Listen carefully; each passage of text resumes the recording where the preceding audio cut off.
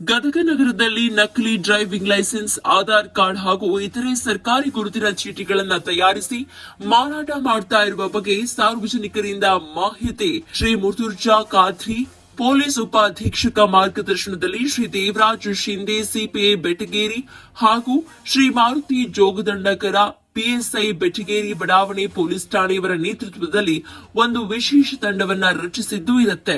ದಿನಾಂಕ 13/11/2025 18:40 ಗಂಟೆಗೆ ಖಚಿತ ಮಾಹಿತಿಯ ಆಧಾರದ ಮೇಲೆ ಕಾರ್ಯಾಚರಣೆ ನಡೆಸಿ ಗದಗ ನಗರದ ಬೆಟಗೆರೆ ಬಡಾವಣೆ ಪೊಲೀಸ್ ಠಾಣೆಯ ವ್ಯಾಪ್ತಿಯಲ್ಲಿ ಬರುವ ಹಾತಲಗೇರಿ ನಾಕದ ಹತ್ತಿರ ಇರುವ ಕಬಾಡಿ ಎಡಿಟಿಂಗ್ ಫೋಟೋ ಸ್ಟುಡಿಯೋದಲ್ಲಿ ರಾಘವೇಂದ್ರ ತಂದೆ ಪರಶುರಾಮ ಕಾಬಡಿ, ವಯಸ್ಸು 42, ಇವರು ಜಾತಿ ಹಿಂದೂ, ಎಸ್ಎಸ್ಕೆ ಗದಗ ರಾಜೀವ್ ಗಾಂಧಿ ನಗರ. ಇವರನ್ನ ತನ್ನ ಸ್ವಂತ ಲಾಭಕ್ಕಾಗಿ ಸಾರ್ವಜನಿಕರಿಗೆ ನಕಲಿ ಡ್ರೈವಿಂಗ್ ಲೈಸೆನ್ಸ್ ನ ಕೊಡ್ತಾ ಇದ್ರು. ರೇಷನ್ ಕಾರ್ಡ್ ಹಾಗೇನೆ ಇನ್ನಿತರ ನಕಲಿ ಸರ್ಕಾರಿ ಗುರುತಿನ ಚೀಟಿಗಳನ್ನ ಸುಳ್ಳು ಮಾಹಿತಿಯನ್ನ ಸೃಷ್ಟಿಸಿ ನೀಡ್ತಾ ಇದ್ರು. ಒಟ್ಟಾರೆ ಸರ್ಕಾರಕ್ಕೆ ಮೋಸ ಮಾಡ್ತಾ ಇದ್ರು. ಹೀಗಾಗಿ ಈ ವ್ಯಕ್ತಿ ಹೆಸರು ರಾಘವೇಂದ್ರ ಕಬಾಡಿ.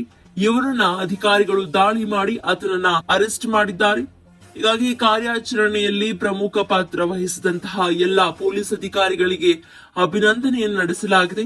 ಅದರ ಜೊತೆಗೆ ಎಲ್ಜಿ ಸಿಪಿಯು ಮೊತ್ತ 5,000, 14 GB ಮೆಮೊರಿ ಕಾರ್ಡ್ ಮೊತ್ತ 500, ಡೆಲ್ ಮಾನಿಟರ್ ಮೊತ್ತ 2,000, ಕೆನಾನ್ ಇಮೇಜ್ ಪ್ರಿಂಟರ್, ಸ್ಕ್ಯಾನರ್ ಇವೆಲ್ಲವನ್ನ ಕೂಡ ಪೊಲೀಸರು ಈ ವೇಳೆ ಜಪ್ತಿ ಮಾಡಿದ್ದಾರೆ.